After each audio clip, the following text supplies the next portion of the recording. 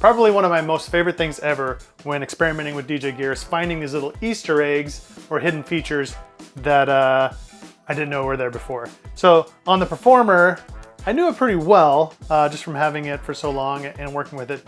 But then I discovered potentially a hidden air horn. And to be fair, it's not just air horn, it could be hidden anything. What I found, and this is usually what those Easter eggs look like that I like so much. They're not really Easter eggs, but they're like a hidden hardware function that can be MIDI mapped to something else. You know, back in the day when we didn't have fully MIDI mapped, controllers and things like that, where every function already had a mapping because it was designed to work with Serato DJ or whatever specifically. Back in the day, we had mixers that were like, say, the RANE TTM 56 that were not MIDI mixers, and so you couldn't MIDI map the mixer. But then we started to get advances like this guy here. This is a RANE 61. This was my go-to. She's a little dusty right now, but this is what I used for a long time for weddings and things like that. And I used a pair of dicers for my cue points and things like that. And then I discovered that these program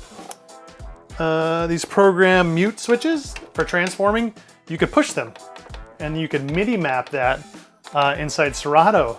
And so fast forward to the Performer, as I was getting comfortable with all the controls, when I navigated the menu, I would typically, access it by doing Shift and hardware software effects.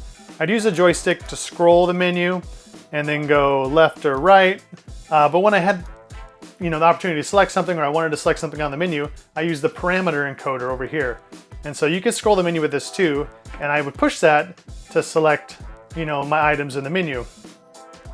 But I didn't know until later on, as I was looking through the manual and things like that, that you can also, instead of just scrolling with this joystick, you can push it to select your items. And I thought, well, I don't really need two ways to push the encoder or the joystick to select the menu. I just stick with using this encoder knob to do the same thing. And I use this to tap it left or right for menu access and diving through the different trees of the menu. In normal operation, this joystick on the right will up or down will adjust the beat division of the effects, and left or right will select the BPM of the track of the effects engine as far as what BPM it's reading for the settings of the effect.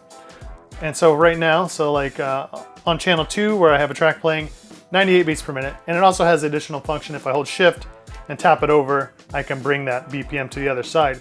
But other than that, the only function that pressing it has is, for example, if I'm picking an effect, and this is the default I set on this scale down is a quarter note.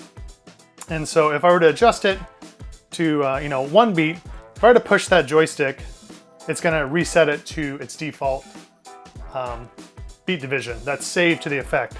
So if I wanted to make this, a half beat and save it, I just hold down the button, obviously, and that will save that beat division. And then when I push this, it does nothing. But if I was somewhere else and I push that in, it resets it.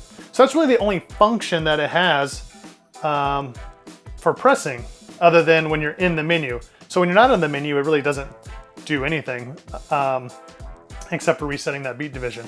So what I thought, man, I could just MIDI map this to fire off one specific sample in my sample bank anytime I want. So I think most DJs, that would be the use case where they have, say, their name, DJ name, and that's the sample they use a lot. Or they have a specific sound effect that's like their brand, and that's what they use all the time on their samples.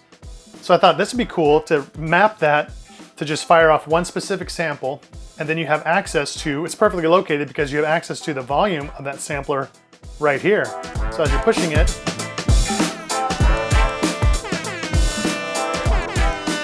you have access to that volume. And then also, if you wanted to assign it to, channel 4 to use some effects, you could do that too. So if we put on an echo, we're gonna assign this to channel 4, the sampler, put the effect on channel 4.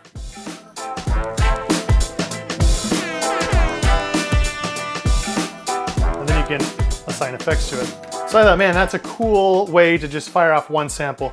And let me show you how to map that yourself. So we're gonna go inside Serato here. And to MIDI map inside Serato, you're gonna need to go to your settings here and first go to your MIDI panel. And so by default, you'll see your devices up here, and the MIDI device box that allows Serato hardware remapping will not be checked. So you're gonna need to check that first. And that will allow you to remap anything on your hardware. And keep in mind, if something has a hardware function, like the volume sliders are MIDI mappable, but they're going to still control the volume. So if you assign some sort of MIDI function to that, it's going to do that MIDI function, but also control the volume. Just like when we remap this joystick, it's still going to do that BPM, the effects beat division reset to the default every time you push it. And if you're in the menu navigating and you're not using this parameter button to go in and out of the menu and select things, when you push this one down in the menu, it's still going to fire off that sample after we set it up. So just keep that in mind. If you're doing any MIDI mapping, you want to do that on a control that's as clean and clear from any other mapping or hardware control as possible. That's why I think this joystick is perfect, because it only does those two little things. And one of those it only does when in the menu. And it has another control available to do that same thing. So anyway, a little FYI. So to MIDI map, what we need to do is we're going to exit out of our menu. And I have the sampler pulled up here. And so I have the Airhorn loaded right here. And it's firing off from the first cue point. And so what we're gonna do is we're gonna MIDI map this button to fire that off. And so we just go up to MIDI right here. It's already mapped, but I'll show you the process. So if I were to hover on any of these controls, you see it says click to assign MIDI. This one's already assigned. So, but we're gonna reassign it so I can show you in this example. All you do is you click the thing inside Serato on your laptop, and then you just push the control on your controller or device. So I'm gonna push that joystick in, and now it's mapped. And I'm gonna exit my MIDI, and then I have that mapped. So now I don't have to be in my sampler mode to fire off samples. I could be doing my mixes or stems or whatever else, and if I just wanna fire off that sample, I can, and control the volume right here. Now, if I wanted to load a different sample, this is more of a use case for this. The Airhorn thing is a little bit of clickbait, I'm not gonna lie. It's not really a hidden Airhorn button, but go ahead and put in the comments how much you hate Airhorns. I'm fine with that. But let me show you a real life example. Let me just pull up, let's see, just a DJ drop. This is one that my daughter made. She's 18 now, and she made this when she was super small. Like, I think all of us, DJs that were having kids were like, oh, I'm gonna get my kid to say a DJ drop for me. It's gonna be so cool. So I made her do that, and she's okay now. She got over it. But I loaded the DJ drop in that sample slot, and since I assigned that joystick to fire off that first sample slot, it's gonna fire off that. It's gonna fire off that drop instead. So now I know anytime I have something loaded in that first sample slot and I have this mapped, it's gonna fire it off. And it's the same thing, honestly, as in your sampler. But I'm just avoiding having to go into that mode if I'm just firing off that one sample. But it's a really a kind of a cool way just to access one sample, whether it's an Airhorn or your name drop. It's always gonna be right there for your ultra convenience while you're out DJing. Try it and see if you like it. And if keep in mind, you can map that to anything you want. If there's if you want to map it to sound switch to pause and play on your light show, you can do that.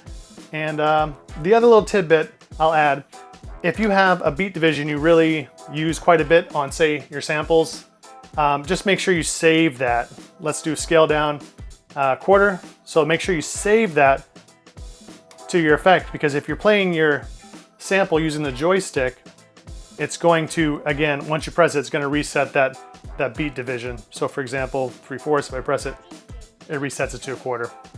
So you're just going to want to keep that in mind as you're firing off your samples.